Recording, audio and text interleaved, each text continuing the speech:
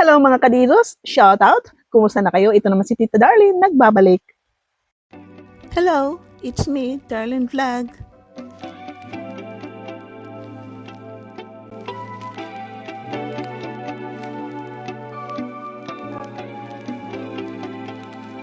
So, bago natin reactionan ang Diros, si Roseanne at saka si Dee, i-shoutout mo natin si Kuya Val at Edna Vlogs, Kalingap Rab. Kasama natin dito sa Team Kalingap na mga reactors, charity vloggers, mga ambassador, siyempre, ang mga deputy kayo na supporters, manonood, silent viewers, marathoners, shoutout po sa inyong lahat.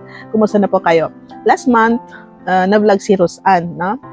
Binisitahan si Roseanne at kung naalala nyo, parang may nakaraan na bagyo, malakas ang ulan, no? So, ito nga, parang nasira daw ang bakod nila Roseanne.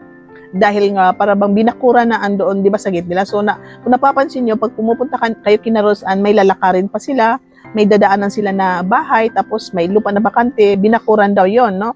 Binakuran ng may-ari. So, iwan, wala naman sila nabanggit na may ipapatayo na bahay, pero binakuran. So, ngayon, may nag-sponsor kasi nasira ng bakod, may nag-sponsor. Alam naman po natin, si Nora is may kapansanan. So, kawawa naman kung iikot pa siya doon sa may pigire, no, na para lalabas. So, dito sa harap daw, sa gilid, sa kabila, parang doon naisip na magpapatayo ulit, aayusin yung bakod. So, may nag-sponsor, nagbigay ng 30K.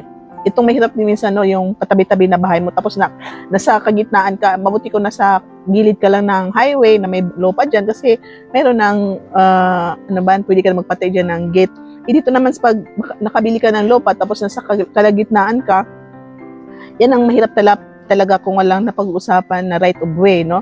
Na nabakuran diyan. So saan ka ba? Paano kung dito maglagay ng bakod ang mag-aayos, no? Yung tita ni Roseanne o sino ba ang gagawa? Dito linagay ang bakod, ang gate.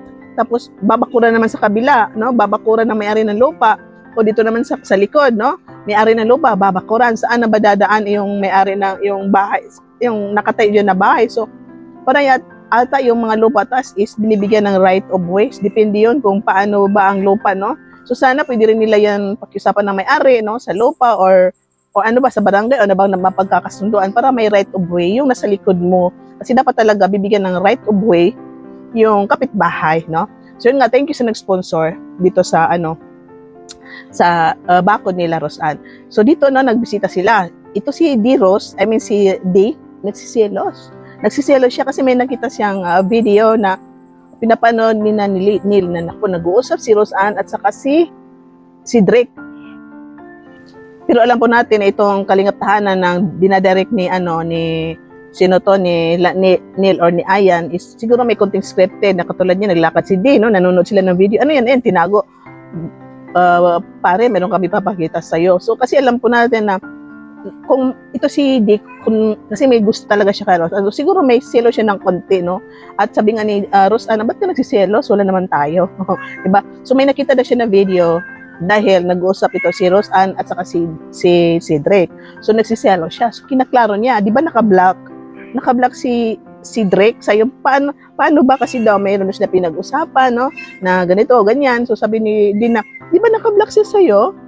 Ni-unblock daw ni Roseanne, ni-unblock. So, okay lang yun kasi gusto ni Roseanne na ma-ending yung Diros na yung samahan nila na pwede pa rin sila maging kaibigan, mangumustahan kasi wala nang nangyari na relationship na mag-break kayo. Matapos ng love team is hindi na kayo mag-usap, mag-hate each other kayo. Yung galit kasi sa isa. Pero dahil walang nangyari relationship, magkaibigan sila at yung nagkaroon na si Drake ng girlfriend, ito si Roseanne at si Drake, napagkasunduan na they are still okay, pwede pa rin sila mag-hello, magkumustahan sa chat, dahil wala pa pong boyfriend ito si Roseanne. So, ang nakakatuwa dito kasi nilinaw ni Roseanne, sabi niya, ba't ka ba nagsiselos? Hindi ko siya gusto. Sabi nga niya, ikaw ang gusto ko, hindi si Sed. O, di ba? So, ito naman si D, parang kinilig siya, no? Ang ganda kayo sabihin, no, na ikaw ang gusto ko, hindi si Sed. So, siyempre, masaya si D kasi yun nga, at least nilinaw ni Roseanne na ikaw ang gusto ko, hindi si Sed. At ito si D kasi parang uuwi siya ata sa kanila sa summer, kaya nagpaalam siya kay Roseanne na uuwi muna siya. Nakakatawa kasi sabi ni Roseanne, huwag ka naman umalis. Paano ako? Pero parang may kikikika ito si Roseanne. Pero parang totoo naman, no? Huwag ka muna umalis. Paano ako? Pero sabi ni Drake na, babalik naman ako, no? Magbabakasyon ako sa summer. So parang taga-summer ba ito si D? So pupunta siya sa summer, di ba po? Ito nga sabi ni Roseanne nga,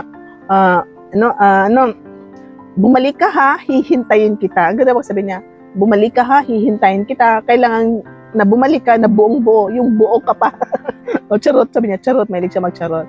So, kahit hindi sila magkarelasyon, marunong magdala, si Rosano, paano niya i-inspire yung partner niya. Katulad niyang, hindi ko siya gusto, ikaw ang gusto ko. O, huwag kang umalis, paano naman ako? Bumalik ka ha, hihintayin kita. Kailangan bumalik ka na buong buo ka. Di ba po? Nakakatuwa po. So, dito tayo sa bagong latest vlog sa kanila dahil Valentine's Day.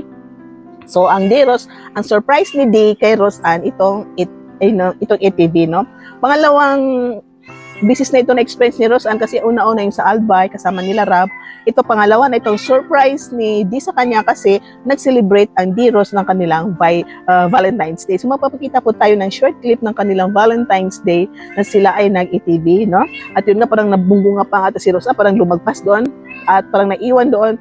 At ang nangyari is, yun, dalawa na silang sumakay sa isang ATV na dinadrive ata ni Day.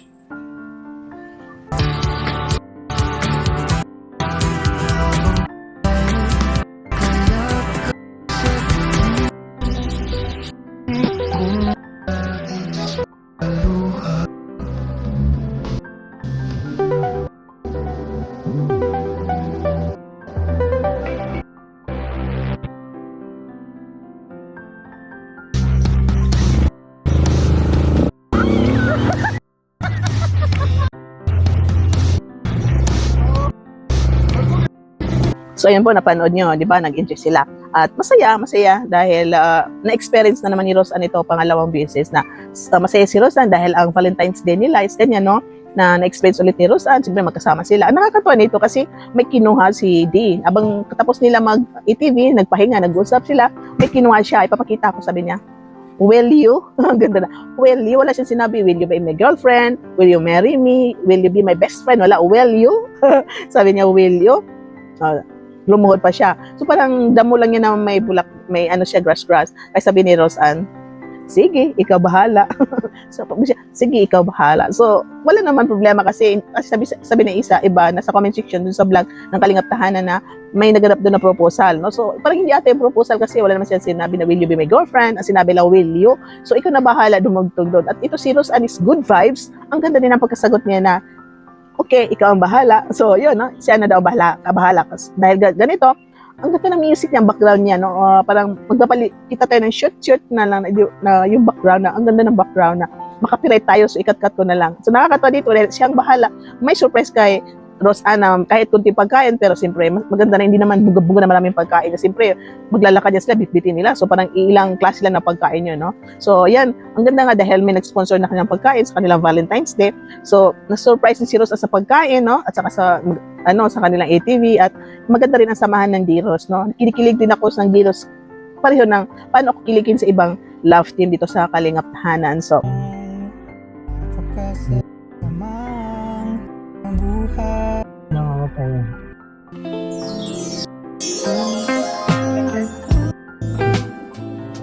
Yeah. Sige. Ikaw ba? Oo nga, yeah. Tara, meron kasing ito.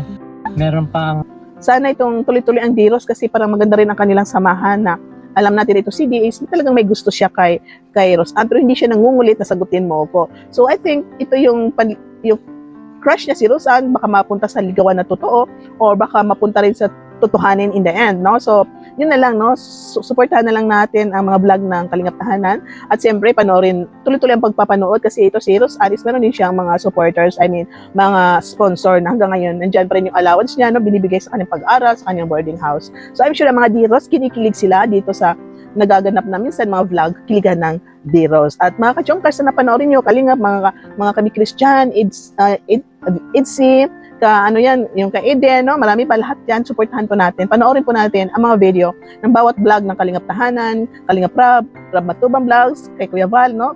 Panoorin po nyo. At siyempre, ang mga sinusuportahan natin na mga charity vloggers, or ito yung mga gentleman, itong sa mga love team. So, thank you po. Shoutout po sa inyo lahat. Like natin video, pag-subscribe sa dyan. So, hindi pa nakasubscribe, click the notification. Please don't skip ads. Thank you po. Shoutout. sa lahat-lahat, Jumcar Fans for Life, Solid Zuma supporters, Team GC International, Team Jack Lee, Solid Jumcar 23, shoutout po sa inyo at lahat. At sa lahat-lahat na sumusuporta sa ating channel at sa Team Kalingat. Bye-bye po. I love you all and see you in my next reaction video.